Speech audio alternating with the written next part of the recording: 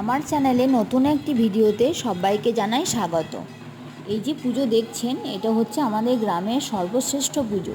ছোটোবেলা থেকে আমরা কোনো অন্য পুজোতে ঢাকের আওয়াজ শুনতেই পেতাম না, তার জন্য আমাদের মনে কখনো আক্ষেপ হয়নি।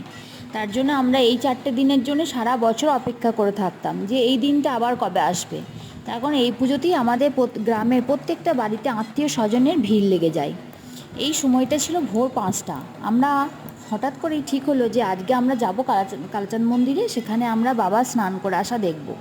এই বাবা কালাচাঁদ যেদিনকে জগন্নাথ দেবের স্নানযাত্রা হয়, সেদিনই এই বাবাকে রামসাগর বলে একটা দিঘি আছে, সেখানে নিয়ে গিয়ে স্নান করিয়ে এক নিঃশ্বাসে ছুটে এই মন্দিরতে নিয়ে আসে।